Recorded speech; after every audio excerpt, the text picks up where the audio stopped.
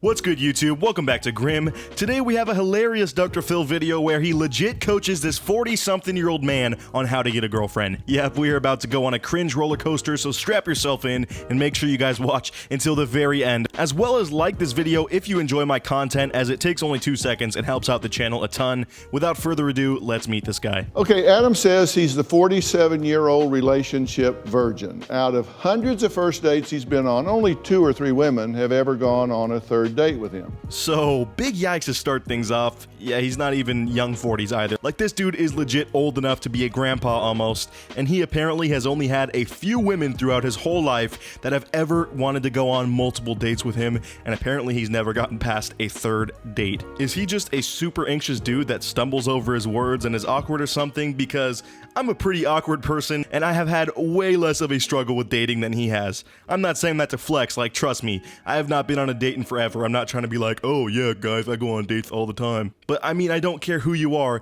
it should be at least somewhat possible to find someone out there for you that will give you more than just a first date. Especially if you've been around for 47 years, bro. What are you doing wrong? He says women always put him in the friend zone. His friends say maybe he's trying too hard. Maybe he's trying too hard? Nah, dude, as his friends, you guys need to be honest, and you darn well know for sure that he is definitely trying too hard. Most likely, I mean, so just be honest with him, you know, so that he doesn't have all this false hope instilled in himself. Also, this guy claims that every woman puts him in the friend zone, and I mean, come on, if it's 2019 and you're still out here thinking that the friend zone is a thing, that's the problem right there, my dude. You aren't a freshman in high school, you are out here trying to date other adults, and when you aren't marketing yourself as well as you should be in the dating ecosystem we got out here, people will pass you up without a thought. Maybe you being shy and awkward and not having much confidence in yourself is what causes these women to look past you, but I'm sorry to say it to all of those that might believe it still, the friend zone 100% does not exist, my dude. You just gotta get over that mental hurdle first and everything will be a lot easier. Why did you text your friend after meeting Adam and say, ugh?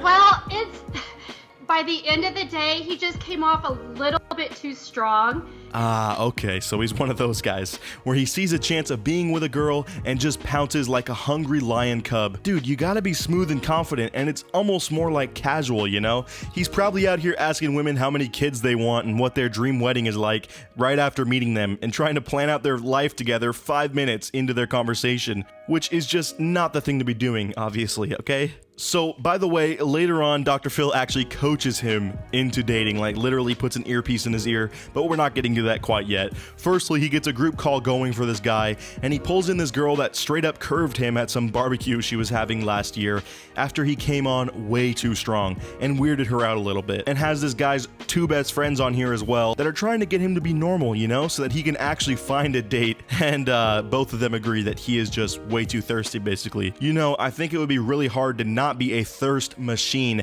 after not having anything seriously romantic going on in your life for 47 years. I really can't stress that enough. He is over twice my age, and I'm not saying that to bash him. I'm saying that's just a long time to go without having a serious girlfriend or anything, so I can see how he would be super eager. But I mean, come on. You gotta tone that back or else you're gonna continue scaring off everyone else that might give you a chance, my dude. Like he said, that was a good example. I mean, I'm just trying to be honest, like I felt like Kendra was dangling the water in front of me, and I'm like, man, I'm thirsty, and so maybe I could get some water. So yeah, I mean, as a basis here, at least he's self-aware. Now that doesn't mean he's going to be able to fix his ways, but deep down, you know, he knows that he's super desperate. And that's probably one of the main things that is keeping him from having a girlfriend or feeling confident going on dates. So the homie Dr. Phil totally just hooks it up here and actually sends this guy out to do some speed dating with like 5 different women, I think, who of course agreed because, I mean, come on, who wouldn't want to be on the Dr. Phil show, am I right? Anyways, let's see how he did. This next example, Elena is telling Adam about her son, Adam. Again, no follow-up, takes the conversation down a strange path. How do you feel about the Oregon Ducks uniforms? The Oregon Ducks uniforms. So yeah, apparently this guy is not a smooth talker. Big shocker there. I bet he's just so nervous that he doesn't know what to talk about, but I mean, at least continue the conversation like a normal human. He sounds like when you would talk to those AI bots online that are supposed to be smart. I remember like 3 or 4 years ago I would try that before AI was very good, and it was so obvious that you weren't talking to a human. That's probably how it feels for a lot of these women. You know, they might be thinking he's an alien hiding in human skin or something. What connections in his brain are even causing him to stray the conversations this way? Are the synapses inside his mind misfiring or something? Like I don't even get how that's related at all.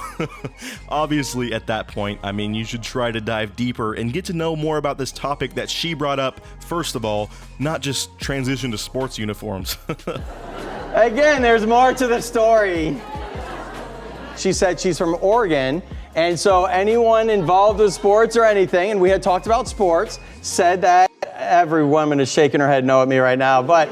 Dude, you even got Dr. Phil out here literally facepalming almost, like he is that embarrassed for you. This guy just keeps making excuses too, like, Dr. Phil is here to help you out, my guy. Just admit that you're awkward and making these mistakes in normal conversation with women, and stop trying to explain how that transition in conversation made sense at all, because it didn't.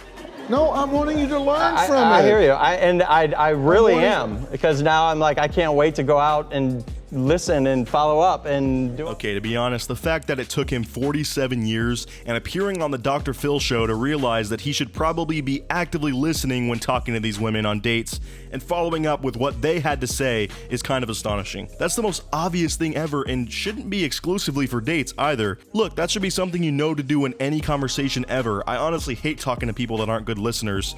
Like, he must be the worst person to have a normal conversation with because he just strays from topic to topic randomly. Like, I wouldn't be able to keep up.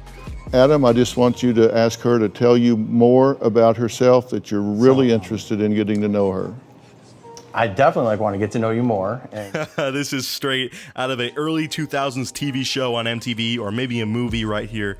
They got this man hooked up with an AirPod in one ear, and Dr. Phil is feeding him lines on his little microphone while he gives it another go with this specific woman from those speed dates that he thought that he had a real connection with. Yeah, that's awesome that you have pets. No, Yeah, let well, we her do talk. have 100. Let They her just don't all talk. live Tell you with more me. about herself. Okay. All the time.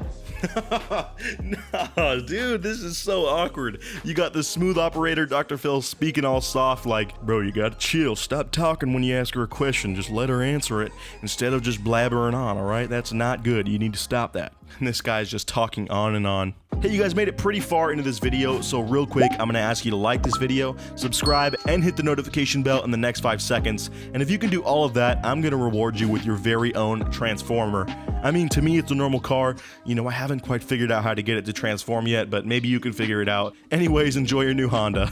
But without further ado, back into the video. Tell me what you do for fun. So for fun, on like a weekend, what's your top type of This guy doesn't realize that he could legit just repeat word for word verbatim what Dr. Phil is saying, but instead he's treating it like he's got to make a word count on an essay for school. Instead of just saying what Dr. Phil suggested, which is, what do you do for fun, he goes, so like on a weekend, what kind of activities or fun things would you do to pass the time or to have fun if you were given the option? Like, what would you choose to do if given the choice of any activities to do? Like, what would be fun for you?